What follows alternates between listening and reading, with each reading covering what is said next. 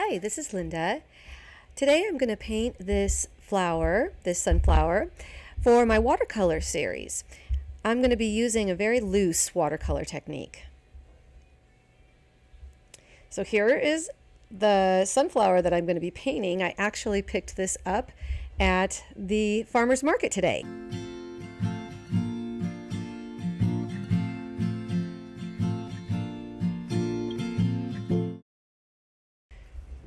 What I love about sunflowers when you draw them is honestly, you don't have to be perfect. I'm looking at my sunflower as a reference, but my drawing isn't going to look exactly like this sunflower. The leaves, or the petals actually, are super, uniform, and they go around the center, which is round, and then you just kind of tuck little ones behind. What I'm careful to do is just make sure that every single petal doesn't look like every other petal. So I kind of waver the lines and I make them different lengths. As I go around the center, I angle the petals. Some petals are kind of angled one direction and some petals are angled the other. I'm keeping an eye on my reference, but I'm not trying to stick to it exactly like I might with a simpler flower. The petals that are sticking up and are facing towards me, these I find are a lot more difficult because it's kind of like a little bit more foreshortening. But if you look at them, they're really just a simple like oval shape. And once we add in the shadows, that's what's going to make them have more dimension. So don't let those pieces stress you out. Just take a look at, literally look at it. It's facing towards you. What is that shape? The petals that are coming towards you. Mostly it is just kind of an oval or a I'm just looking at it trying to kind of gauge what that shape is. It's a teardrop or an oval, and that's all I'm making. Now with the rest of the petals, I keep calling them leaves, with the petals, you're just gonna, some of them are gonna go behind others, and some of them have little edges that are curled, and they're definitely not uniform on the edges of the petals. I think that's the really important. The ends of the petals are sometimes torn off too, so I think that's what really makes it look like a natural flower opposed to something that's real like a cartoon, which is what I'm trying to avoid. Almost done here. I'm going to stick little petals in between, and they're not going to go uniformly in between. Sometimes they're farther behind other petals.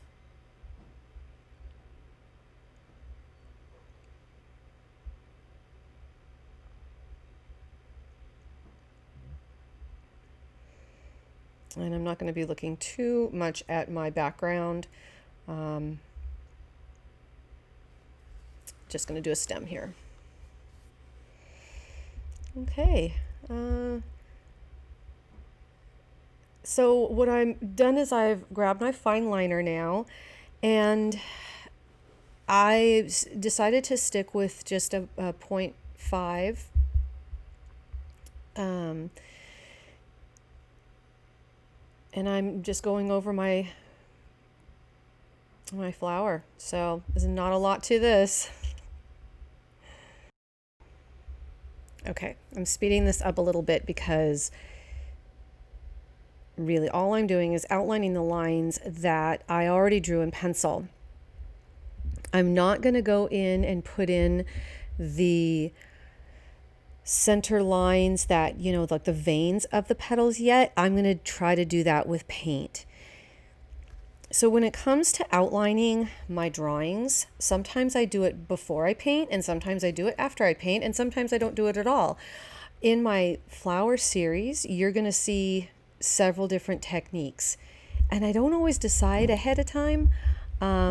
But in this case, because I'm going to be doing a very, very loose painting, like a real beginner, just wash paint right over it, I decided to add my lines first to really define the flower.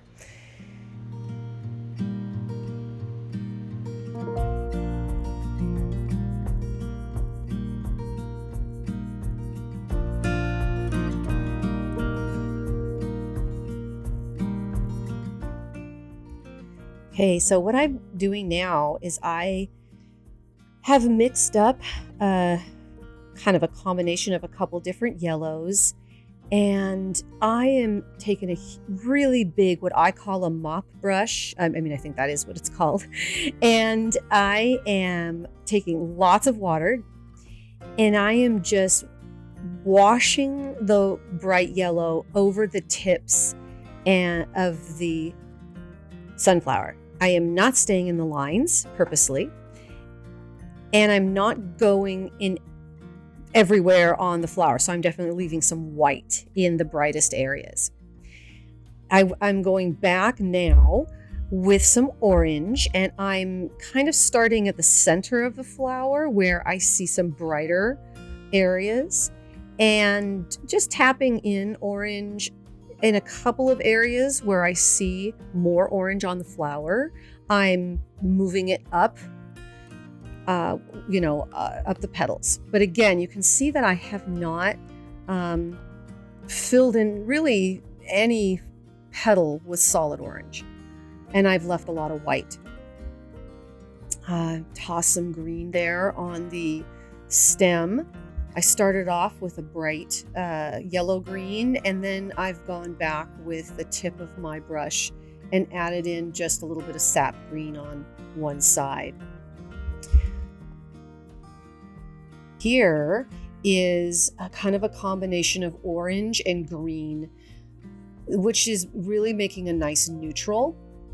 And I'm going back to the center of my flower, the area where the petals meet the center. And this is where I'm kind of defining I don't know if I'd call them the shadows, or just where the center of the petals meets and comes out from the flower. And I'm going to start pulling, because the flower's still damp. It's not really, really wet, but it's damp. And I'm tapping in a little bit of the darker color, either up the side of the petal or up the center of the petal as I'm going around. I am looking at my reference here and there, but it's kind of pretty standard all the way around. I'm also just doing what I feel like doing. Sometimes in areas where a petal overlaps, I might put a little bit of dark there.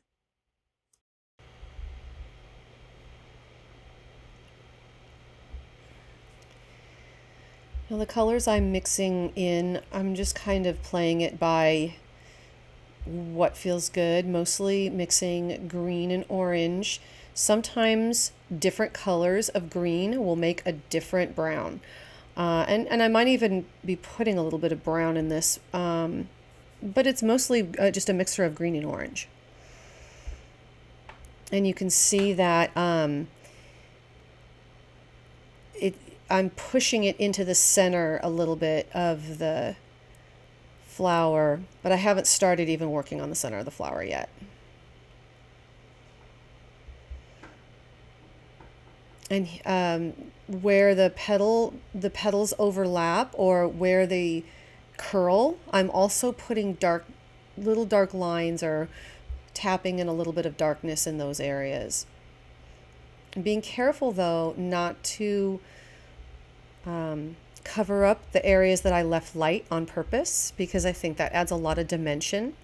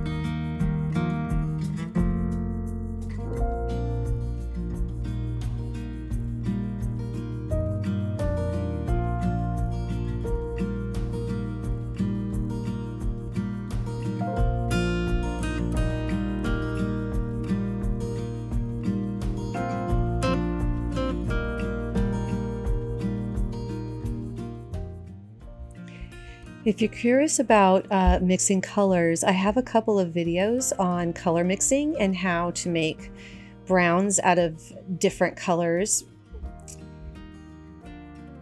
So I've started now to go up the sides of the petals with a darker combination of green and orange. I think I used a different green here that's giving me a little bit of a darker brown. And I've started to go up the center of the petals even more. So you can see on the reference photo, there are lines up through petals. And that's what I'm painting now. I'm painting these line shadows. And I'm using that brown, and the paint on the paper has dried a little bit, but it's still slightly damp. So as I paint that line in the center of the petal, it spreads and it blends just a little bit. If the paper was wetter, it would blend completely in and it would disappear. But because I've let the paper dry, at this point, it's becoming more of what we call a glaze. And what that is, it's rather than being a wet on wet technique, a glaze lays the color on top of another color, and it mixes with that color underneath without mixing the paints together. It glazes on top of it. So that's what's called a glaze technique, and that's what happens when the paint dries. So that's what I'm doing now because I've let the paint dry a little bit.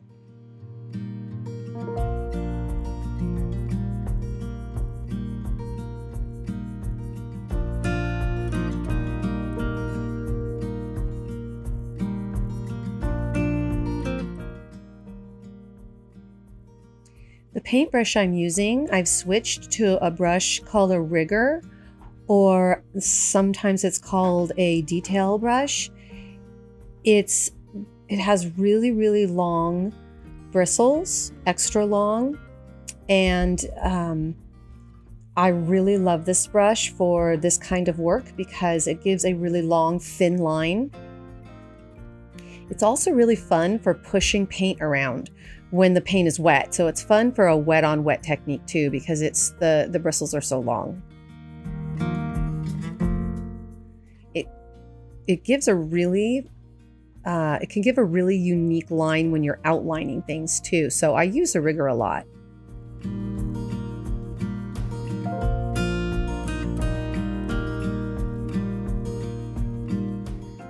You can see here I'm starting to put a little bit more dark in the tips of the petals. If you look at the reference photo, you'll notice that there, right at the tip of the petal, there is just a tiny bit of dark. Every time I look back at my reference, I see something new, which is why I go back over the painting several times as it's drying. I'll go back, I'll pick another color, and I'll go back and I'll paint again. Now I'm going back in with more orange because as it's drying, I'm seeing more orange in the reference photo, and the orange is going to stand out because it's going to lay on top of the painting.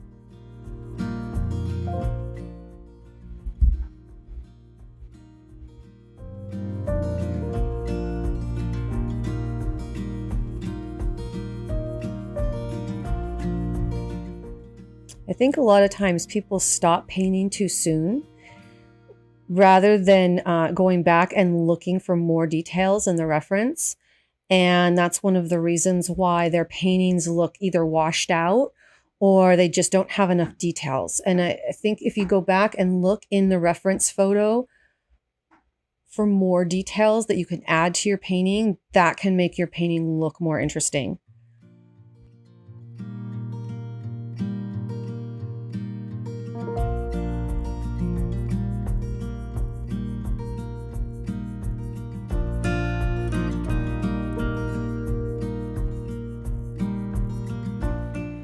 I've mixed up a really, really dark brown here by adding a dark brown to my green and orange mixture. And now I'm starting, I started with water in the center, and now I'm adding brown, starting from the center and moving outwards.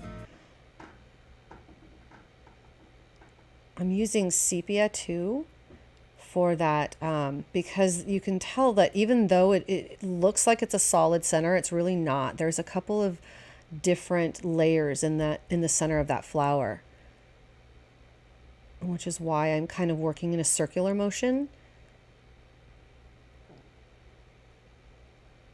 And I'm adding texture right into the water by tapping in the color. Because as it dries, as watercolor dries, how you apply the color right into the water will add texture that way.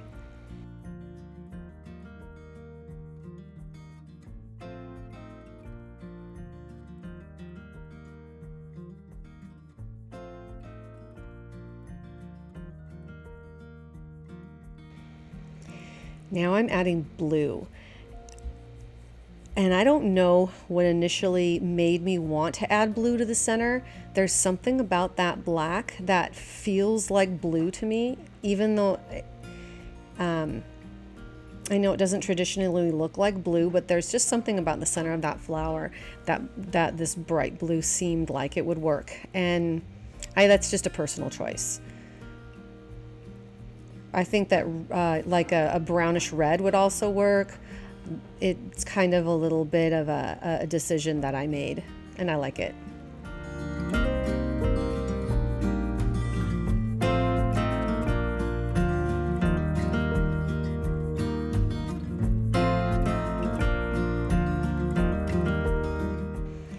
I'm taking a little bit of a paper towel and kind of dabbing up some of the denseness of the black.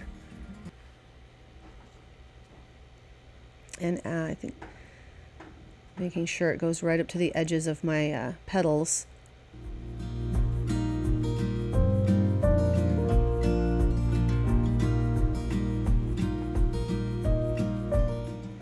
And I'm going to go put some more blue in the center there.